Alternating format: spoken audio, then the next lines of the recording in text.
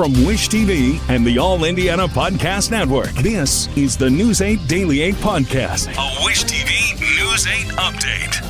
Hi, this is Hannah Mordo, and this is your News 8 Daily for Monday, August 26th. It is really a hot start out there in the 70s, going to get up to the mid to low 90s today. Partly cloudy, you're going to have humidity as well, but that's just the start. There is an excessive heat watch issued for most of central Indiana starting tomorrow morning into Tuesday evening. Police say a 21-year-old man is under arrest for an East Side shooting this weekend that left a woman and a child wounded. IMPD says Jeremiah Eldridge is facing 2 counts of attempted murder. The shooting happened just after midnight on Saturday on 21st Street near Arlington Avenue. That's just west of the I-70 and 465 interchange. Police say a woman and a child were shot, but we do not know their ages or names. IMPD is also looking for your help solving a southside homicide. Police say just before 3 yesterday morning, they were called to Pagoda Drive near Garfield Park for a person with trauma injuries. Investigators say the man died at the scene. It's not clear how he was killed. IMPD is asking anyone with information to contact Crime Stoppers at 317-262-TIPS. A man from Pendleton faces several charges after police say a fight with a woman in his home led to a SWAT call-out. State police say an argument between Daniel Pentacuff and a woman who lives with him got violent Saturday, leaving the woman hurt.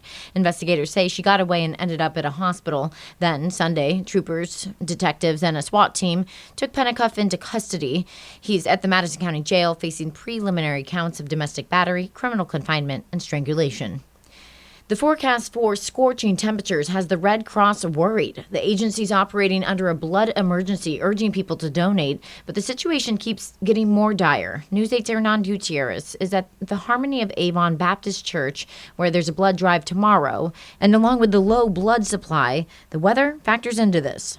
The American Red Cross says that its supply is down 25% since July 1st. They say a couple things are adding to this. First of all, summer is already a hard time to get donations because people are traveling, they're doing all kinds of summer activities, and now the heat is kind of adding to that shortage of donations. Here with me is Tracy Fox. She is hosting a blood drive here at Harmony of Avon Baptist Church. Good morning, Tracy. Now, you have a really compelling story. You've worked for the Red Cross for a long, long time, and you ended up needing a blood transfusion. Tell us a little bit about that and why you decided to come back to your hometown to host the blood drive. Sure. Thanks for being here.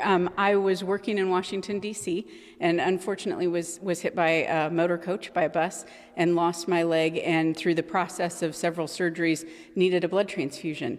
And it just so happened that it was one from a generous donor with the American Red Cross. And so I wanted to come back home and pay it forward and stress the importance of donating blood, especially now, as you mentioned, when things are a little bit shorter. Tracy, thank you so much for your time, and thanks for waking up early to be here. We really appreciate it. The blood drive starts tomorrow right here at Harmony of Avon Baptist Church. It runs till 6 tomorrow evening. An Indianapolis nonprofit is on a mission to make fentanyl testing strips more accessible to Gen Z. The group wants to curb the rise of overdoses among young people. News 8's Brittany Noble is on the story and shows us how the effort is hitting some social media roadblocks. Overdose Lifeline says that Facebook actually removed their public service announcement, citing it as spam.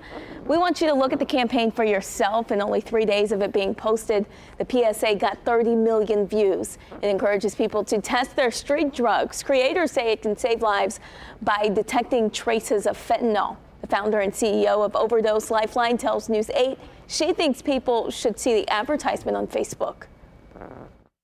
A creative team, and we worked with some social media influencers who can speak to that generation, and we created this PSA about strip the shame. Stop being shameful about the fact that being safe is an okay behavior that we always do. News 8 reached out to Meta, the parent company of Facebook, to get more details about why the PSA was pulled. So far, we have not heard back from them. I'm Brittany Noble, reporting for Wish TV, wishtv.com, or follow us on Facebook for updates. In Colts Watch, cuts are coming quickly, with several Sunday and many more needed before tomorrow's deadline to trim the roster to 53. Biggest name out so far, safety Ronnie Harrison Jr. He's now one of 9 cut or waived this weekend. Harrison just led the team in tackles last week in the preseason finale against the Bengals. Harrison played 7 games for the Colts last year and had 2 picks, one of them for a touchdown. As the front office this trims the roster. Those still on the squad have just less than 2 weeks to get ready for the season opener against Houston. Rookie wide receiver Adonai Mitchell says that he's leaning on his teammates. I got a lot of guys around me that I can learn from. Everybody kind of put their hands in and kind of reach down and touch me, and just kind of give me some new information. And I don't take it lightly. The Colts kick off the season September 8th against the Texans at Lucas Oil Stadium. The Indiana Fever are in Atlanta to take on the Dream tonight, hoping to bounce back from a weekend loss to the Lynx. Minnesota celebrated a longtime star during the game, retired Maya Moore's jersey. Caitlin Clark has long called Moore one of her sporting heroes. Clark put up 23 points and 8 assists in the game, then talked about playing with Moore so close.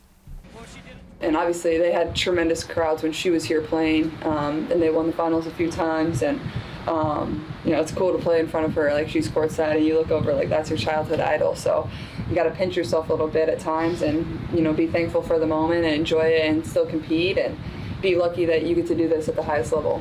The Fever fell 90-80. They tip off against the Dream in Atlanta tonight at 7:30.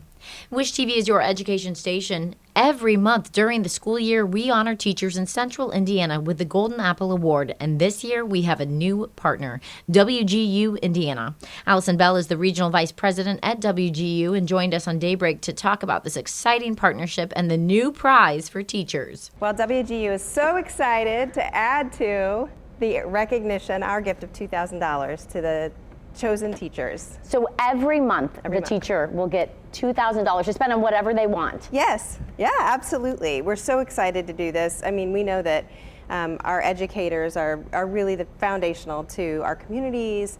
They are so important to our children. They set them up for success for the rest of their lives. They deserve this and more. Wish TV is now accepting nominations for this year's Golden Apple Award. If there's a special teacher in your life, please tell us all about them. Just go to wishtv.com/goldenapple and nominate a teacher right now. Then watch Daybreak to see who our next winner is. Now to your business headlines. Here's Jane King at the NASDAQ.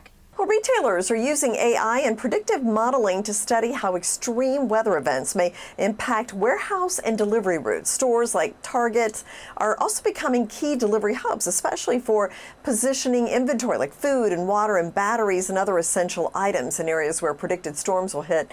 And extreme heat is a major issue for the delivery workers. Amazon and partners adjusted routes based on heat by more than 96 million minutes last year.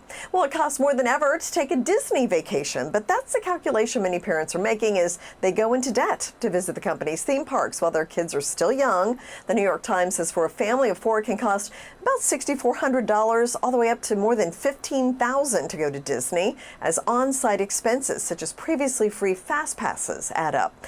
And AT&T has unveiled its first smartwatch for kids, the AT&T Amigo Junior. It has features like approved contact lists, location tracking, parental monitoring. Parents can use the device, their own device, to control whether the child can have access to the internet or whether the child can make calls. It's geared really to 4 to 11-year-olds. Now, the watches also have emergency SOS capabilities, so the child can contact a pre-designated adult and emergency services with a long press on the SOS button. It starts at $180. Well, the Dow soared over 450 points Friday. Wall Street cheered Jerome Powell's speech, where he gave his strongest hint yet that interest rate cuts are on the way. Nvidia, Apple, and Tesla provided the most muscle to that market rally, and today we're quiet but a little higher. Live from the NASDAQ market site, I'm Jane King. Back to you. This has been your News 8 Daily from Wish TV. I'm Hannah Mordeau. Watch us on wishtv.com and follow us on Facebook for updates. This is the News 8 Daily 8 podcast, a Wish TV News 8 update on demand. For even more, on demand and on the go, connect with Wish TV on Facebook at wishtv.com and on the free Wish TV mobile app. Thank you for listening, and be sure to like, subscribe, and follow this podcast for updates every weekday morning on the All Indiana Podcast Network and wherever you get your podcast.